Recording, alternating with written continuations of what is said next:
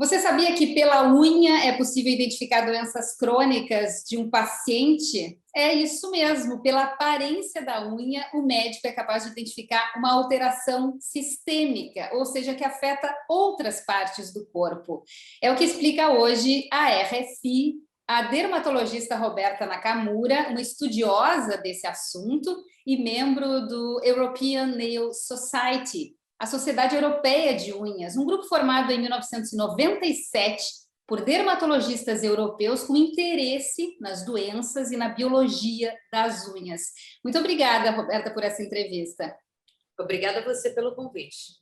Bom, você tem pós-graduação e mestrado em dermatologia e completou parte dos seus estudos em conjunto com um médico francês, o Dr. Robert Barran, que é ex-chefe do departamento de dermatologia do Hospital de Cannes, aqui no sul da França, e também o fundador do primeiro centro de diagnóstico e tratamento de doenças das unhas, com quem você escreveu um livro. Conta pra gente dessa experiência, o que você aprendeu nessa especialidade dentro da dermatologia? O professor Baran, ele foi o médico, ele foi dermatologista pelo Hospital Saint-Louis da França e ele separou da dermatologia o estudo das unhas, no qual ele chamou de onicologia.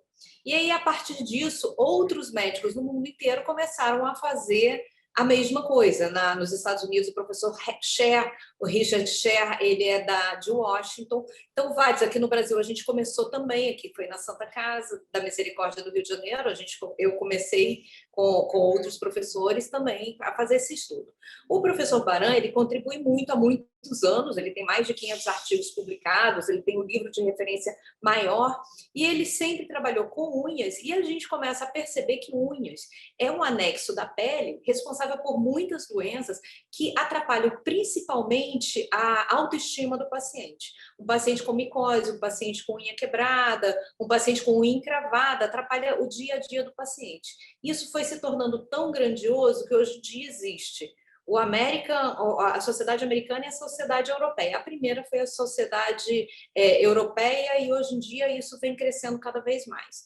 Hoje em dia nós trabalhamos só com unha, não trabalhamos mais com outro tipo de atendimento dermatológico. A procura é muito grande, a demanda é muito grande. Quais são as doenças, Roberta, que podem ser identificadas a partir da unha?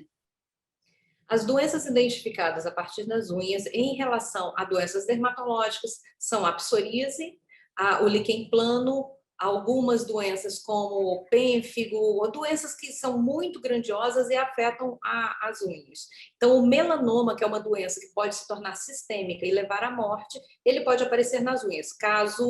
Existe um caso do cantor Bob Marley, que se descobriu que a unha dele tinha melanoma e que desejava se fazer uma cirurgia, ele não quis fazer essa cirurgia e quando o tumor se alastrou, ele acabou morrendo por melanoma, que foi descoberto nas unhas dos pés. Então, realmente são doenças sérias que ocorrem, mas o que a gente mais vê são as unhas frágeis, as mulheres procuram muito a gente por unhas frágeis, as unhas encravadas e a onicomicose. Agora, sistemicamente, doenças do fígado podem aparecer nas unhas, doenças do rim podem aparecer, as unhas urêmicas meio a meio aparecem nas unhas também, mas isso quando as doenças são crônicas, não agudas. Pois é, explica pra gente. Eu ouvi uma entrevista sua em que você disse que, por exemplo, uma unha avermelhada ou uma unha com a forma diferente. Relata pra gente como que você é capaz de identificar, às vezes, algo que o paciente nem sabe que tem ou está tratando errado. Por exemplo, existe uma alteração na unha chamada clubbing, ou unhas hipocráticas. Essa unha foi descrita por Hipócrates. Você vê tanto tempo que existe. A forma muda, ela aumenta a curvatura transversal e longitudinalmente. Os dedos parecem baqueta de tambor. Isso ocorre por conta da diminuição da oxigenação na ponta dos dedos. E geralmente é uma doença pulmonar. ou um câncer de pulmão, ou uma lesão pulmonar crônica grave. Então, existem algumas formas de unha que você vai identificar e procurar doenças sistêmicas. As unhas mais avermelhadas podem ser por vasodilatadores periféricos, o uso de medicação para cardiologia, pode ser por doença que vasodilata mesmo, doenças cardiológicas que vasodilatam. A unha brancacenta pode ser alteração do fígado, a unha urêmica meio a meio, fica metade de uma cor e metade de outra, pode ser por alterações renais. O HIV também provoca alguns tipos de alteração, alterações medicamentosas, enfim, tem várias alterações sistêmicas que a gente pode dar uma olhada pela unha. E às vezes o paciente nem se toca que realmente tem. E aí, a partir desse olhar, você encaminha ele para outro especialista. Acontece das pessoas se surpreenderem? Sim, isso ocorre. E a gente tem visto muito agora recentemente as unhas pós-Covid, né? Porque as unhas pós-Covid, quando o Covid é muito agressivo, passam uns 3 meses que a nova unha começa a nascer, ela vem toda, ela destaca na região mais proximal, então ela vem toda destacando essa unha pós-Covid, com manchas vermelhas, com manchas brancas. Então, hoje em dia, já está se descrevendo também a unha pós-Covid. Então, a Covid pode provocar alteração nas unhas? É isso que eu entendi? Pode provocar alterações nas unhas, geralmente pós-Covid.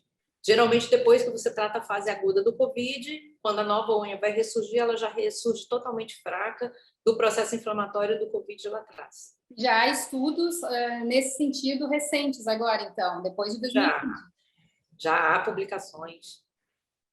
Normalmente, como é que se trata a unha, Roberta? Porque é uma fábrica de unha, né? Eu vi você já falar que são tratamentos a longo prazo. O que você indica? A matriz da unha, ela está dentro da pele.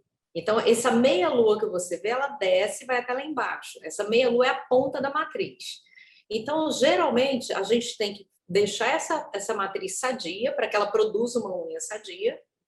E a produção dela, da região de base até a região distal, são 6 meses de tratamento para você mandar a doença embora. Então, a gente tem que manter essa matriz sadia. Quer seja livrar ela de infecção oportunista, como bactéria, como fungo, se ela tiver cometida, quer seja restabelecer a função que ela perdeu devido a alguma doença inflamatória.